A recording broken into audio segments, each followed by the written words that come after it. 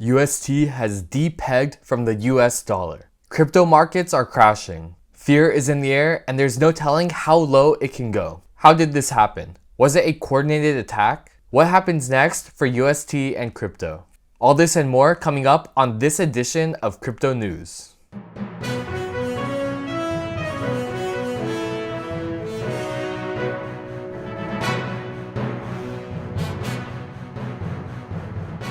In the last 24 hours, crypto markets have dumped, with all of the major currencies going down 10% or more. Mainstream media outlets like CNBC are throwing around all kinds of crazy ideas as to why this is happening. But in order to find out why, all we have to do is look at US Terra, the stablecoin of the Terra Luna ecosystem. Starting around May 7th at 4 p.m. European Standard Time, Terra lost its peg. Since then, it's been struggling to get back to its peg, and most recently, it's broken down much lower. Terra is a massive stablecoin in the crypto ecosystem, with a market cap of almost $20 billion at its peak. US Terra's parent token, Luna, is also a major player in the cryptocurrency space and had a market cap of $30 billion before all of this happened. If the value of UST cannot go back to $1, it's possible that both of these market caps are going to zero or very close to zero. The effects of a complete depeg would be felt across all cryptocurrencies, and fears about this are the reason why all crypto is crashing right now. In this video, I'm going to take you through a step-by-step timeline of what actually happened, show you the evidence for why this could have been a coordinated attack on Terra, and give my thoughts on what could happen next for US Terra and the crypto ecosystem as a whole. All of this started when two very large transactions were made selling UST on the open market. One of these transactions was the sale of $84 million worth of UST into Curve, which is a stablecoin trading platform, and the other was a $100 million plus sale of UST on Binance. This happened just minutes after $150 million of UST liquidity was removed from the Curve pool. The more liquidity in the Curve pool, the less that the price of UST would be affected by sales like this. So it seems like this was timed in order to take advantage of the lower amount of liquidity. While there are some conspiracy theories that Luna itself could have been behind these moves, Do Kwon, who's the founder of Luna, quickly clarified what actually happened. They removed the $150 million in liquidity from Curve in order to get that into a new pool next week. So we still don't know who dumped all the UST, but it's very possible that this person did it to try and break the peg on purpose in order to profit from it, possibly from a short position somewhere else. The fact that they dumped this UST on the market right after the liquidity was removed from the Curve pool makes this extremely likely in my opinion. We can see very clearly when the peg started to break on the UST chart. And immediately after this happened, investors started pulling their money out of UST, scared that the peg could break further. One place we can see that is on Anchor Protocol. Just before this happened, there were over $14 billion in Anchor Protocol's deposit for their earned product. Now, there are only $8.5 billion left. This means that $3.5 billion have been pulled out of Anchor so far. And it's very likely that this UST pulled out of Anchor was converted into other stablecoins, adding further downward pressure to the UST price. There was an interesting tweet thread that did an analysis of the addresses that pulled their money out of Anchor, and how much money on average they were actually pulling out. But the vast majority of the addresses that pulled their money out of Anchor were whales, moving more than $1 million. Over 75% of the volume came from 1% of those wallets. The author of this Twitter thread is painting that as a good thing, as if retail investors aren't scared. But in my opinion, I think the retail investors are just slower than these whales, and they have the ability to crash the price of UST further once the fear permeates them. So after that initial peg breaking, the peg was bouncing around between half a cent down and back up to normal.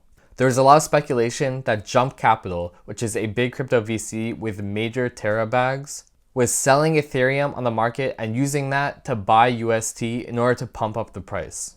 But the peg was still not being maintained. So in comes the Luna Foundation Guard with a tweet. The Luna Foundation Guard is an organization in charge with protecting the peg of US Terra. On May 5th, they had over $3 billion worth of Bitcoin. But since then, the price of Bitcoin has been crashing, and they've been using Bitcoin to stabilize the price, as they lay out in this tweet. The core of this tweet thread is where they say that they're going to loan $750 million to a trading firm in order to protect the UST peg. Basically, this means they're going to sell $750 million worth of Bitcoin to buy UST to try and hold the peg. They masked that simple message in this weird tweet thread that caused a lot of confusion and makes me feel like they didn't want people to know that they're actually selling their Bitcoin. Because it looks pretty bad when they bought their Bitcoin not too long ago for a much higher price than they're selling it now. As far as how they were actually going to maintain the price of UST, we got more information in the reply to a tweet by Do Kwon, who's the founder of Terra Luna. In this reply, he says that if UST is within 50 bips, which means half a cent, then it's pegged and they don't have to do anything. Then they will deploy capital, aka sell Bitcoin and buy UST, when they get outside of that range. This explains why for a long time, the price of UST was hanging around half a cent under $1. Because every time it dipped below that, LFG would buy more UST with their Bitcoin. That was until the price dropped even more. After breaking below that half a cent range, it dropped rapidly down to 98 cents on the dollar. Again, the price stabilized around 98 cents, which tells me that there was more capital being deployed to stem the bleeding at that point. It seemed to work for a while, but then the price broke again below 98 cents and went all the way down to around 95 cents. At 95 cents, Do Kwon tweeted again, deploying more capital, steady lads. At the same time as this tweet, 42,000 Bitcoin were pulled out of the LFG reserves, which totals around $1.3 billion.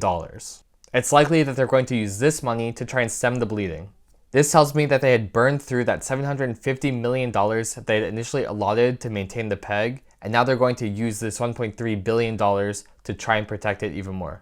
At the time of recording this video, the price of UST has been hanging around 95 cents, but occasionally has been breaking lower, only to be scooped back up to that 95 cent level. Meanwhile, money is continuing to flow out of Anchor Protocol, and just in the time where I've been recording this video, around $300 million has flown out. There really is a battle going on right now to maintain the peg. But to me, I don't understand why anyone would want a significant portion of their net worth in UST. The UST peg is supposed to be maintained on its own by the algorithms that underpin Luna and Terra. The fact that these algorithmic mechanisms, plus billions of dollars being deployed by centralized organizations, cannot get the peg back to $1 is extremely concerning. And it seems like the clock is ticking as to when these organizations will run out of the money that they have to protect the peg. Unfortunately, Bitcoin and Ethereum are some of the cryptocurrencies that are being sold to protect UST.